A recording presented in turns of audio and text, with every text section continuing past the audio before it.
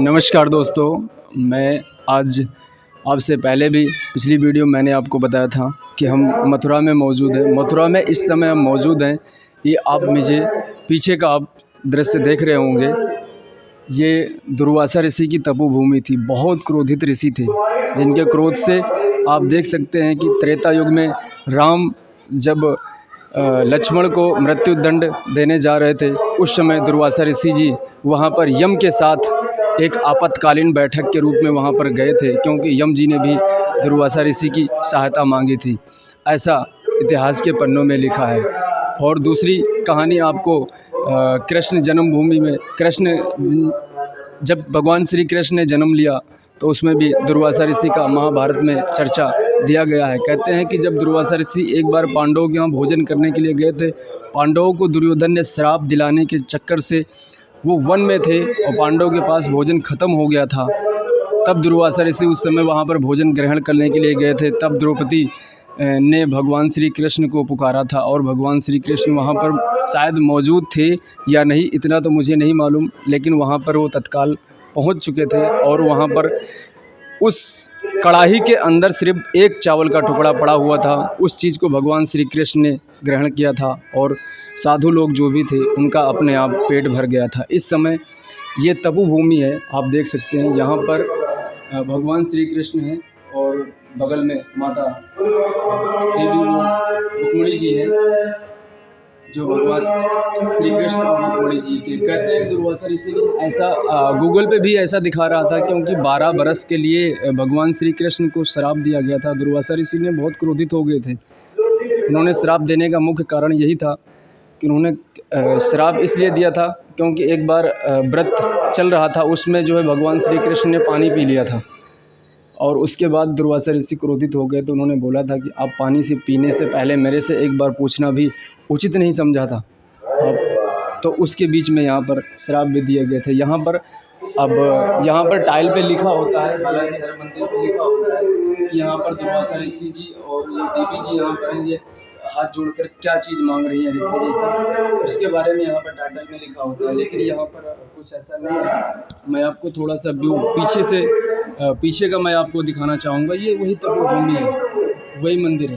Back camera करके मैं आपको दिखाऊंगा कि यहीं पर दुर्वासा ऋषि जी ने यमुना के तट पर उन्होंने तपस्या करी थी। मैं आपको थोड़ा सा, और पीछे से जो माइक में आवाज़ आ रही है वो यहाँ पर अंदर कथा हो रही है, उस कथा का आवाज़ आ रही होगी। लेकिन फिर भी हम यहाँ पर आए हैं तो बिना शूट किए हम यहाँ पे जा नहीं सकते थे, और कथा कब ख़त्म होगी कब नहीं ख़त्म होगी ये मुझे नहीं पता। आप यहाँ पर ये देख सकते हैं कि शायद वही ऋषि जी हैं, दुर्वासा ऋषि जी हैं, और देवी शायद यहाँ पर रुक्मिणी जी हैं, जो रथ में दुर्वासा ऋषि जी को खींच रहे हैं। आप यहाँ पर उधर भगवान श्री कृष्ण जी हैं। यहाँ पर आप देख सकते हैं भगवान श्री कृष्ण जी खड़े हैं और यहाँ पर देवी जी यहाँ पर ऋषि जी को खींच रही हैं। कितना अद्भुत दृश्य है तो छोटी मूर्ति लेकिन काफ़ी आकर्षक है। जब भी आप कभी मथुरा में आओ तो यमुना तट से आपको इधर आना पड़ेगा, दूसरी तरफ आना होगा। यमुना घाट में उधर स्नान तो उधर नहीं, दूसरी तरफ स्नान होता है, क्योंकि उधर पानी काफ़ी गंदा है, जैसा कि मैंने आपको पिछली वीडियो में बताया था। दूसरी तरफ आके स्नान करते, वहाँ से किसी से भी आप नाव चालक से पूछोगे हमें दुर्वासा ऋषि आश्रम जाना है, तो वो यहाँ पर बताते हैं लगभग है।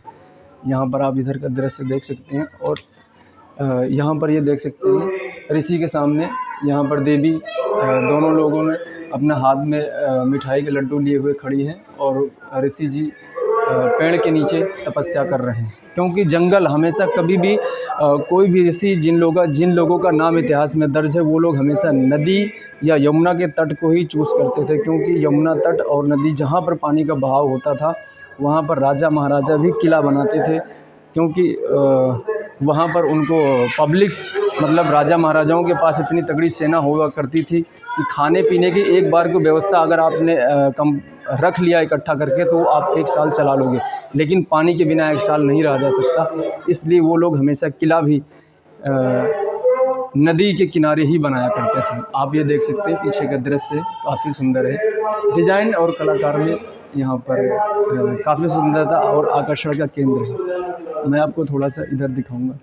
यहाँ पर दुर्वासा ऋषि जी हैं ये देवी जी यहाँ भी इनसे प्रार्थना करके आशीर्वाद मांग रही हैं। और इधर यहाँ पर भगवान श्री कृष्ण जी और दुर्वासा ऋषि जी, यहाँ पर देखिए भगवान श्री कृष्ण का, मुझे लगता है कि भगवान श्री कृष्ण का वास्तविक रूप शायद उन्होंने, या फिर वो ज्ञान लेने के चक्कर में यहाँ पर आए होंगे। उसके बारे में गुरुजी बोल रहे होंगे कि हम आपको क्या ज्ञान देंगे, आप तो महान ज्ञानी हैं। उस समय यहाँ पर उठाए हैं। हालांकि यहाँ पर अगर कोई लिखा होता तो उसके बारे में मैं आपको बता देता, लेकिन मैं इस समय आपको यही चीज़ मैं आपको दिखा सकता हूँ। यमुना के तट पर यहाँ पर देख सकते हैं।